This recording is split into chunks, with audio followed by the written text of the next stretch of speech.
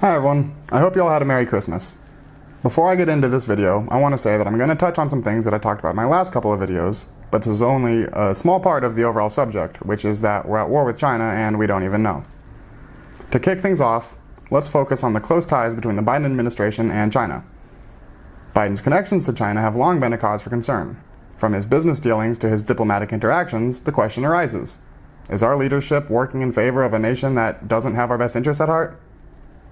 Joe Biden's dealings with the Chinese go back long before he was the vice president. And remember how long Biden has been working in Washington. This man served in the Senate for over 3 decades. He was also head of the Senate Foreign Relations Committee, where Joe Biden also ran up against China and other American adversaries. So Joe Biden's experience of China does not only begin when he is vice president of the United States, and he winds up taking his son Hunter Biden on Air Force Two for an official trip. Remember that only months before the November 2020 election, America's mainstream media censored a substantiated story showing Hunter Biden's involvement in major business deals with China. One email confirmed as real by one of Biden's former business partners read, 10 held by H for the big guy.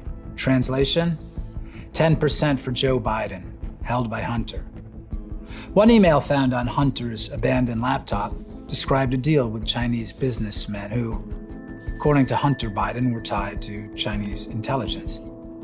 It appears that means the current president of the United States was taking a 10% cut from Chinese businessmen connected to Chinese intelligence services.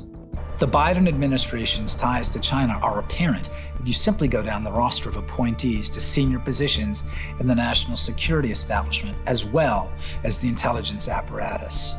Starting with CIA Director William Burns. As head of a prominent Washington, D.C. think tank, the Carnegie Endowment for International Peace, Burns accepted millions of dollars on behalf of the organization from a Chinese businessman with CCP ties. Secretary of State Antony Blinken and Director of National Intelligence Avril Haines were senior executives at a Washington, D.C. firm called West Exec. Shortly before the 2020 election, they erased from the company's website information and references regarding the work that they had done on behalf of China. The language coming out of the Biden administration is language such as, we're perceiving China as a competitor, or we perceive China as a challenge. This is our main competition, our main challenge. What's going on with China is much more serious. We're talking about a nuclear armed state of 1.4 billion people who have financial and professional relationships at top levels of the national security bureaucracy throughout our intelligence community. The idea that this is simply a challenge or competition tells you no one is taking China seriously. Not in this administration anyway. Let's go back to the border for a minute. I know, but just hear me out. U.S. border officials reported encounters with Chinese nationals are increasing at a staggering rate. Recently, Congressman Pat Fallon, a representative from Texas' 4th Congressional District, brought attention to the numbers we're dealing with. Fentanyl deaths and opioid deaths overall in 2018, we lost tragically 67,000 Americans. And in 2018, in 2022, that number was 107,000. So let's put that in some historical context here. During World War II, the largest conflict we were ever involved with, we took on Imperial Japan and Nazi Germany synchronously. We lost 302 Americans every single day. We are losing 293 Americans every single day to opioid overdoses. This is asymmetrical warfare being waged by the communist Chinese government. Most of the opioid deaths are from fentanyl.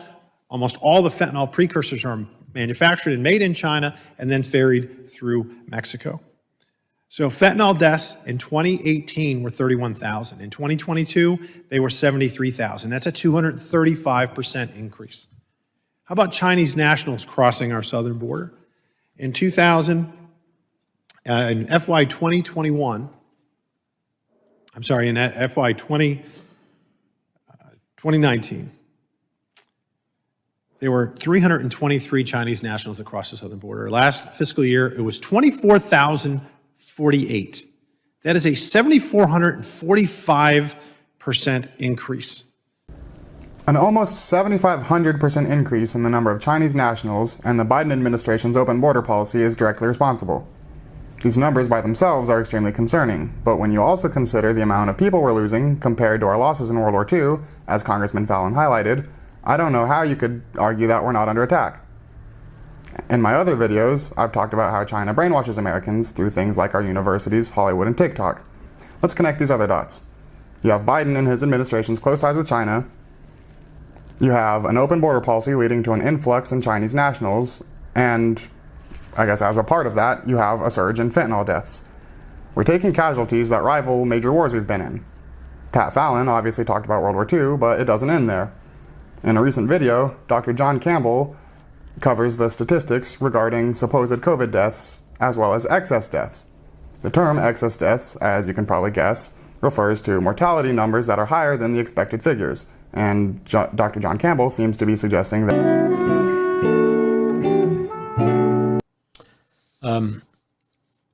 Week 1 to 37, 2023, the OECD data, 155,000 more Americans died than we expect. Attributable to COVID, 76,000.